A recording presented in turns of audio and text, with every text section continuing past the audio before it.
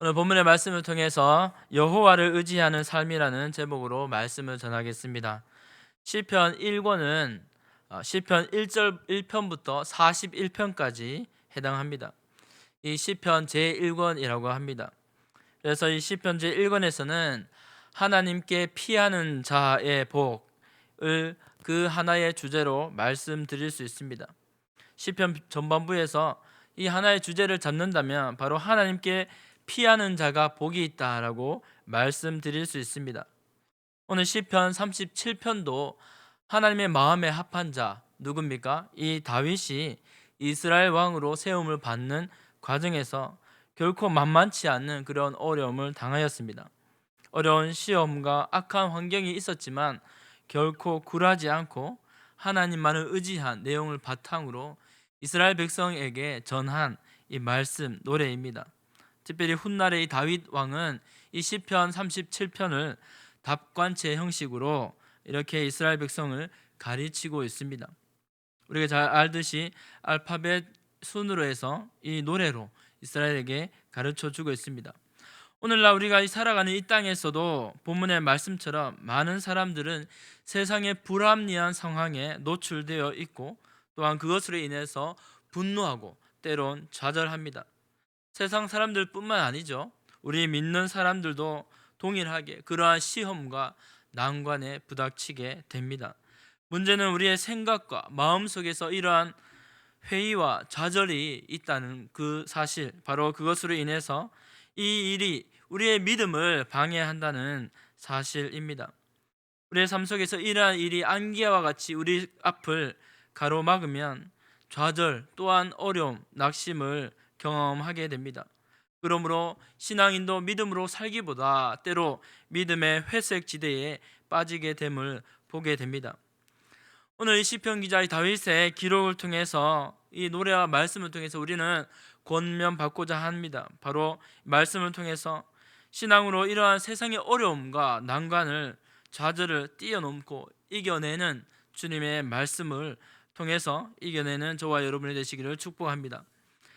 먼저 첫 번째 절에 악인의 형통에 흔들리지 말라라고 말씀하고 있습니다. 오늘 1절 말씀이죠. 악을 행하는 자들 때문에 불평하지 말며 불의를 행하는 자들을 시기하지 말지어다. 그렇습니다. 시편 37편 전체 메시지의 요약이라고 할 수 있는 말씀입니다. 이처럼 다윗은 확신을 던져주고 있습니다. 무슨 말입니까? 불평과 불의에서 빨리 빠져나오라는 말씀입니다. 시편에서 악인은 어떤 사람을 가리킵니까? 바로 시편에서 이 악인은 하나님이 없다라고 생각하고 주장하는 자들입니다. 그런데 그들의 모습을 보면 그들이 잘 안 돼야 될 것 같은데 그들이 잘 됩니다. 그러므로 그들을 바라보면 불평할 수밖에 없습니다. 악을 행하는 자들 때문에 불평하고 불의를 행하는 자들 때문에 시기할 수밖에 없는 이유가 있는 것입니다. 바로 그것은 악을 행하고 있음에도 불구하고 그들이 그렇지 않는 자들보다, 이 의인보다 세상에서 더 잘되고 더 잘 살고 있기 때문입니다. 사람들 안에는 기본적인 정의에 대한 갈구가 있지요. 악인은 심판을 받고 또 불의한 자는 또 이렇게 합당한 처벌을 받고 의롭게 산 사람은 상을 받아야 한다고 마땅히 생각합니다. 그러나 현실은 어떻습니까? 때로는 현실은 우리의 마음과 달라 보입니다.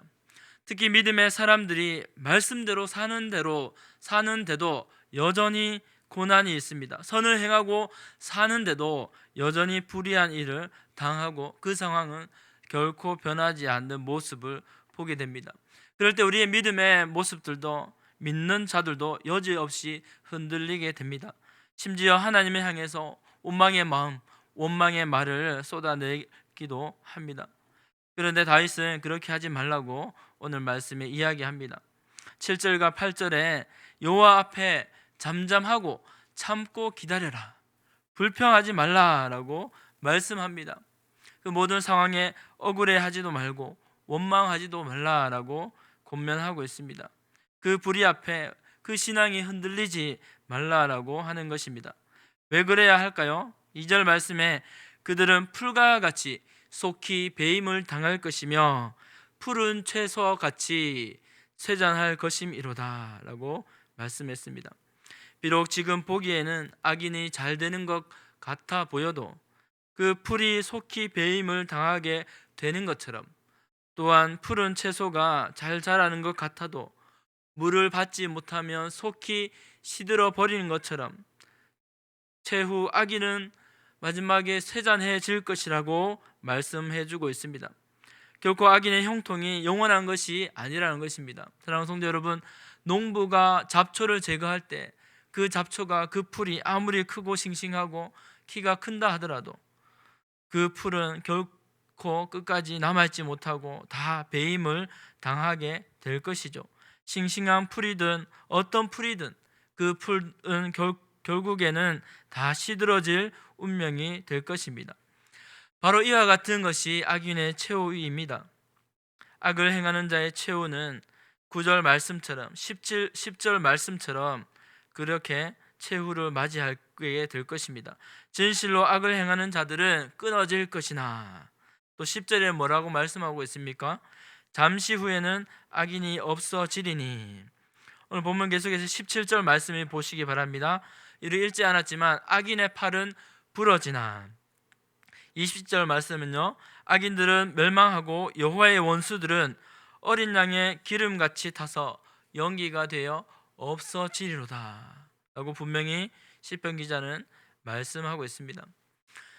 우리가 생각하기에, 사람이 보기에 악인이 영원히 잘 될 것 같고 또 장구해 보여집니다. 그러나 그들은 곧 사라질 것이고 그 팔이 꺾일 것이다. 그들이 곧 멸망당하게 될 것이라 분명히 말씀하고 있습니다. 또한 그들이 여호와의 원수이기에 하나님께 멸망당하게 될 것이라고 분명히 기록하고 있습니다. 제사 드릴 때 어린 양의 기름이 어떻게 타서 없어질까요? 마치 제사할 때 그 불기운에 타는 기름은 금세 연기가 되어서 공중에 사라질 것입니다. 이처럼 통쾌한 일은 없을 것 같습니다. 시편의 다윗의 기자는 바로 악의 멸망에 대해서 계속 강조하고 있습니다.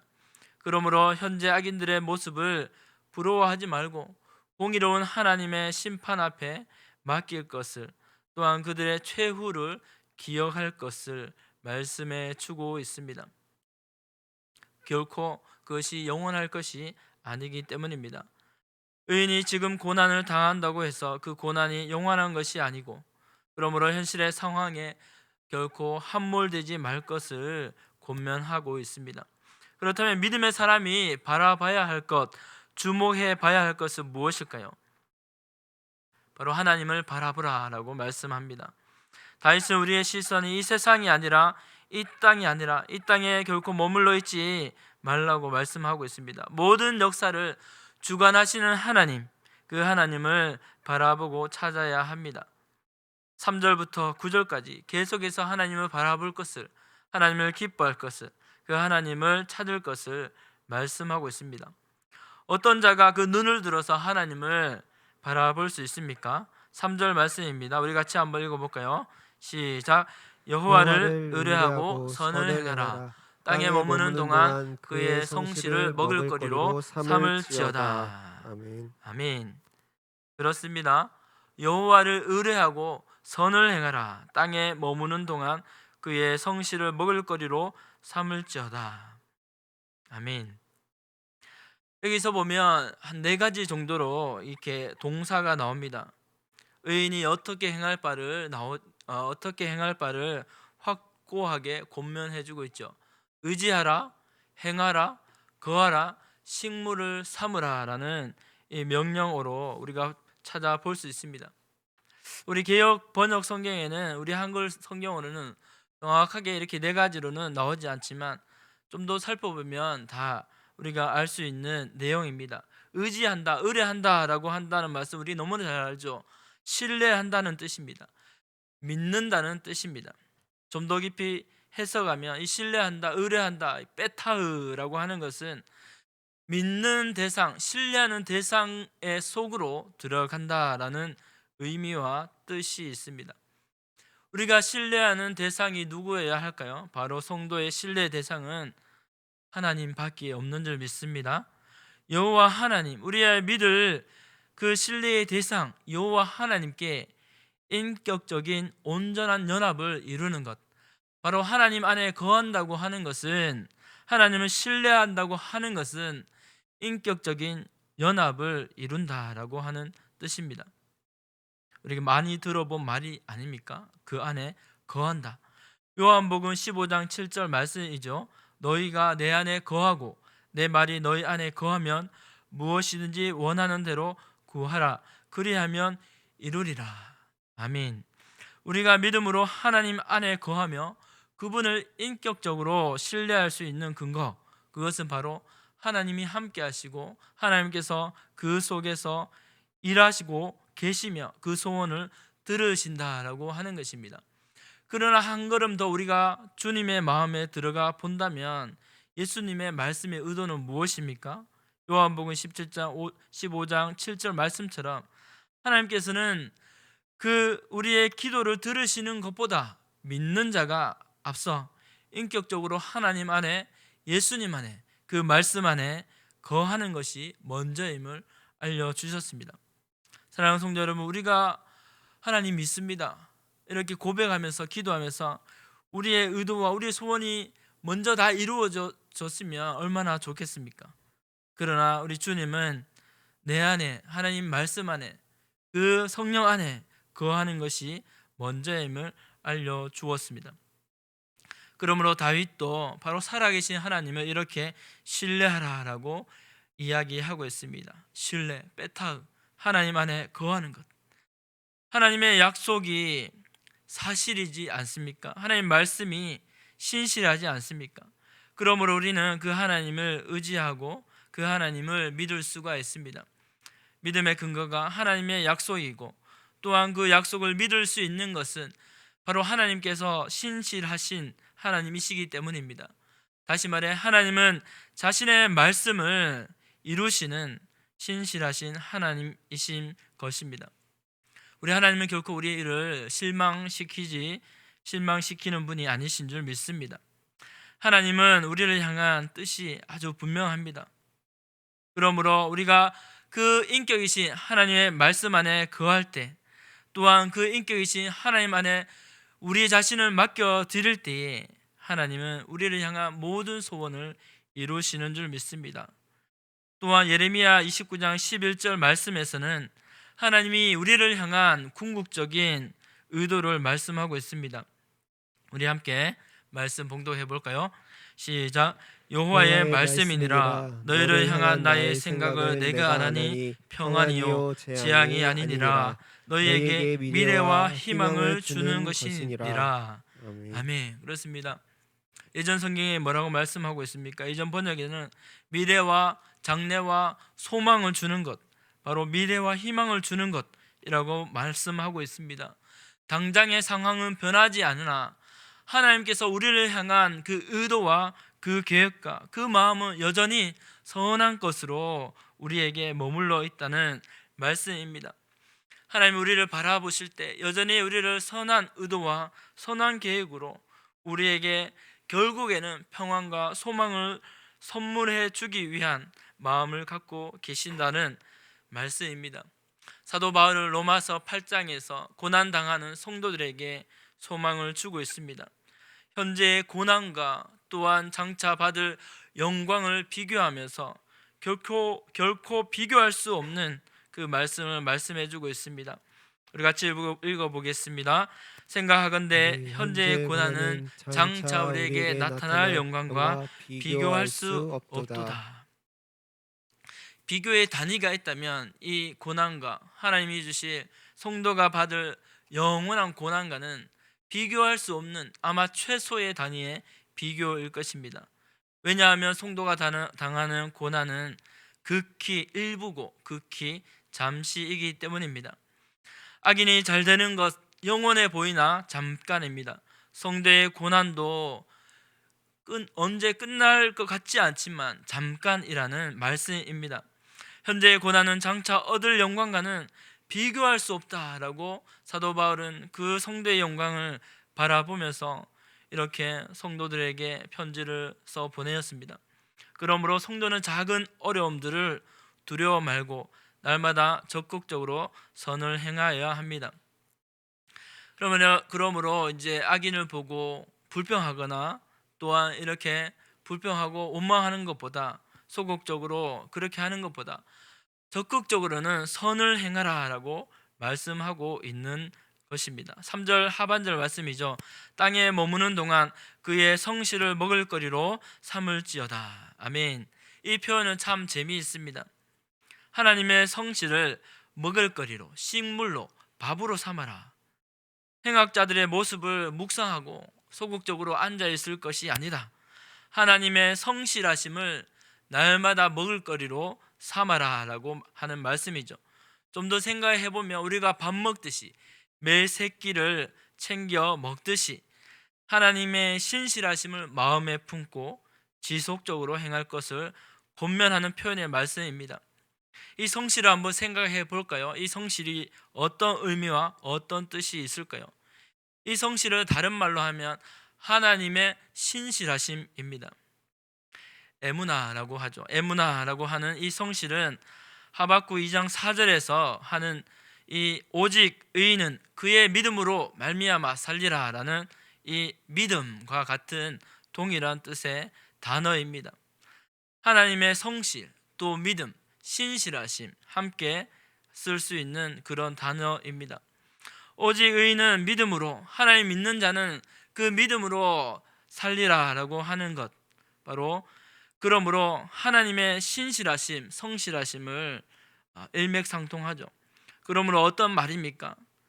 하나님의 신실하심을 믿는 자들은, 그에 반응하는 자들을 또한 그 하나님의 신실하심을 믿음으로 매일 살아갈 수 있다라고 말씀하고 있습니다. 하루 이틀 끝나는 그런 믿음이 아니라, 그런 싸구려 믿음, 얕은 믿음이 아니라 꾸준한 믿음이 있는 것이죠. 우리는 어떻습니까? 매일 밥을 먹습니다. 왜 먹습니까? 맛있기 때문에, 또 먹어야 하기 때문에 먹겠죠. 이 밥도 우리의 생명을 지탱하기 위해서 매일 싫든 좋든 밥 먹고 또 일하며 행동하며 하나님의 신실하심과 성실하심을 믿고 살아갈 수 있습니다. 식물을 먹듯이 하나님의 신실하심, 성실하심 또한 그렇게 반응하라고 이 시편 기자는 말씀하고 있습니다. 우리 이렇게 한번 생각해 볼 수 있죠. 그렇지, 그렇고 말고 하나님은 신실하셔. 내가 믿는 하나님은 성실하신 분이야. 하나님은 지금도 나를 위해, 우리를 위해 일하고 계시지 라고 고백하시기 바랍니다.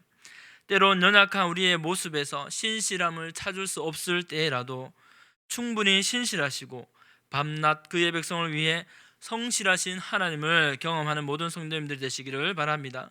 우리의 작은 어려움 뒤에 무한하고 영원한 영광을 허락하실 하나님을 믿음으로 행하는 저와 여러분이 되시기를 주님의 이름으로 축복합니다. 또한 기뻐하라라고 하나님은 말씀하죠. 이 세상의 기쁨은 잠시 있다가 사라질 그런 풀과 같은 기쁨입니다. 그러나 세상의 기쁨은 참 기쁨이 아니라 헛된 기쁨입니다. 있다가 사라질 기쁨입니다.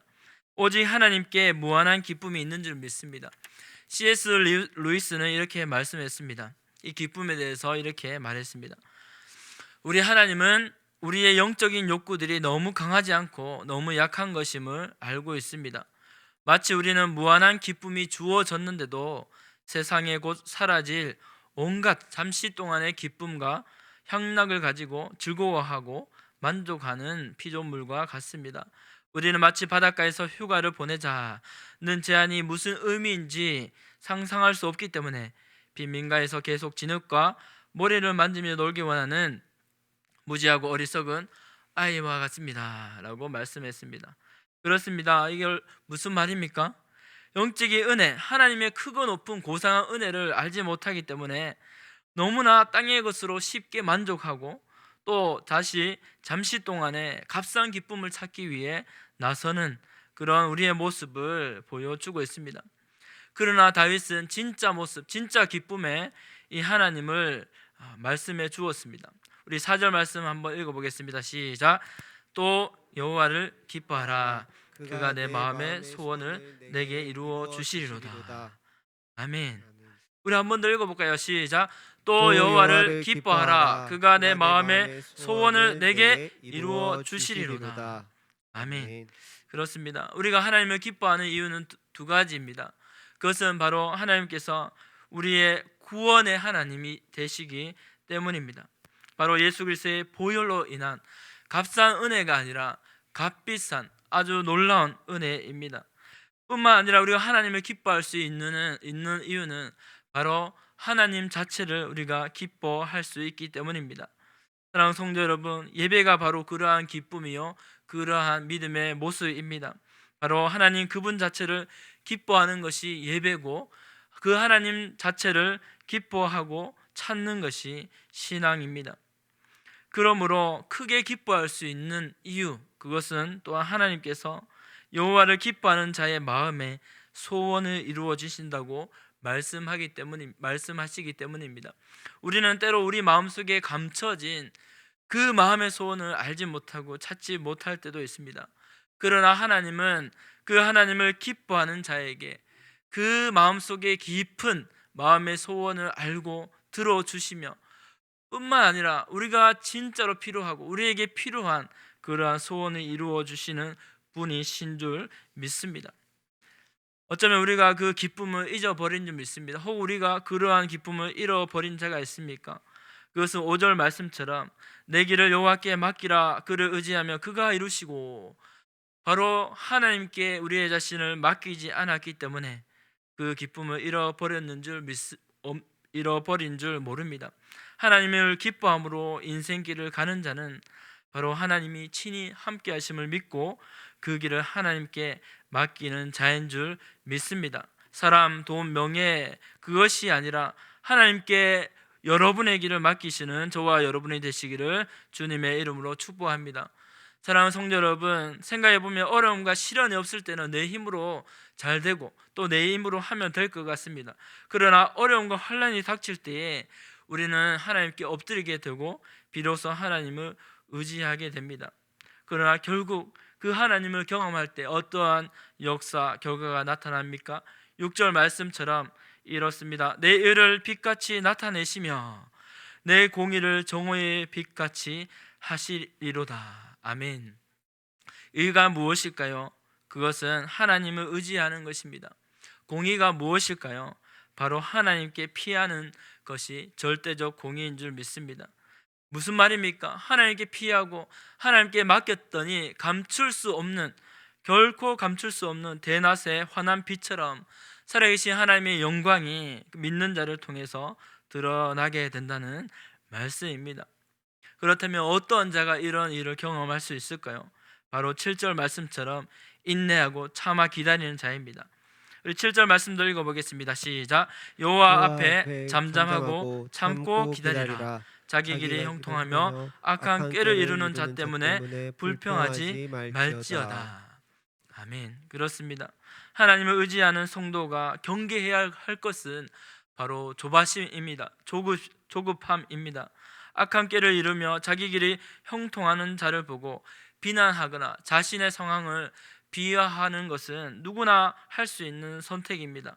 그러나 의연히 하나님을 기다리고 하나님이 일하시기를 잠잠히 기다리는 것은 누구나 할 수 있는 쉬운 일이 아닙니다. 그러나 그 기다림 속에서 성도는 새로운 믿음의 사람으로 거듭나게 되는 줄 믿습니다. 믿음은 결코 작은 대가를 통해서 이루어지는 것이 아닙니다. 기다린다는 뜻은 어떤 뜻일까요? 말씀을 준비하며 이렇게 보니까 이런 뜻이 있었습니다. 마치 산모가 태어날 아기를 보게 될 그 희망을 가지고 온갖 고통을 참고 견디듯 하나님의 행하심이 가져올 영광스러운 미래를 적극적으로 고대하며 기다리는 것, 바로 성도의 인내, 그 기다림이라고 말씀할 수 있습니다. 잠잠히 기다리는 것, 바로 이것은 소극적인 것이 아니라 하나님을 향한 적극적인 믿음의 태도입니다. 야고보서 1장 3절 4절 말씀입니다. 이는 너희의 믿음의 실현이 인내를 만들어내는 줄 너희가 알미라. 인내를 온전히 이루라. 이는 너희로 온전하고 구비하여 조금도 부족함이 없게 하려 함이라. 시련은 누구나 달가워하는 사람은 없을 것입니다. 그러나 시련을 통해서 연약한 믿음이 단단해질 기회입니다. 그 기회를 어떻게 선용할 수가 있습니까? 마치 진주 조개가 진주를 품듯이 끝까지 인내하는 것이라 믿습니다. 인내하면 할수록 고통스럽지만, 인내하면 할수록 너무나 힘이 들지만 아름답고 진귀한 진주가 결국 만들어지게 될 것입니다. 우리의 믿음도 하나님 앞에서 온전한 인내로 온전한 믿음이 만들어지면 질수록 하나님의 영광이 크게 나타날 줄 믿습니다. 말씀을 맺겠습니다. 우리 시편 23편 23절, 오늘 본문 읽지 않았지만 23절 24절 말씀을 같이 읽어봅니다. 시작. 여호와께서 사람의 걸음을 정하시고 그의 길을 기뻐하시나니 그는 넘어지나 아주 엎드러지지 아니함은 여호와께서 그의 손으로 붙드심이로다. 아멘. 그렇습니다. 항상 우리의 시선은 하나님께로 향하는 모든 성도님들 되시길 바랍니다. 그리함으로 매일 하나님을 의지하고 하나님을 신뢰하고 기뻐하며 인내함으로 승리하기 바랍니다. 특별히 2021년도 그 가운데 먼저 기도로 승리할 수 있기를 바랍니다. 오늘 시편 37편 다윗의 마음에 들려주신 하나님의 음성이 우리 마음 가운데 크게 들려지기를 바랍니다.